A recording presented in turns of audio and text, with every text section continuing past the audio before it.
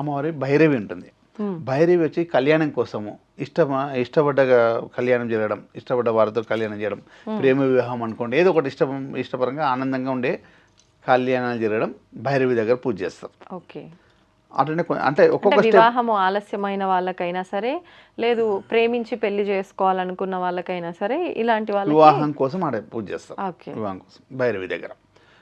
అంటే అమ్మవారు స్టార్టింగ్ నుంచి పై వరకు ఒక్కొక్క అమ్మవారు చెప్తున్నమాట. అలాగే. దాని తర్వాత అమ్మవారు ధూమావతి దేవాలయం ఉంటుంది, ధూమావతి గుడి ఉంటుంది. ఆ ధూమావతి దగ్గర ఆరోగ్యం కోసం చేస్తారు, ఆరోగ్యంగా ఉండడానికి ఆడ పూజా కార్యక్రమాలు చేస్తారు.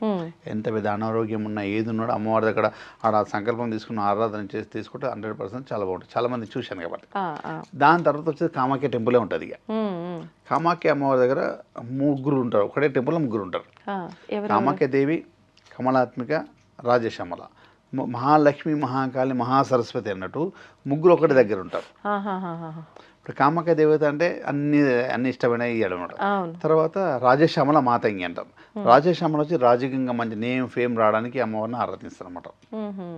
అట్లా కమలాత్మి ఉంటుంది. అందులో కమలాత్మి అమ్మవారు వచ్చి ధనం కోసం, మనీ కోసం, ఏదైనా ఐశ్వర్య ప్రాప్తి కోసం.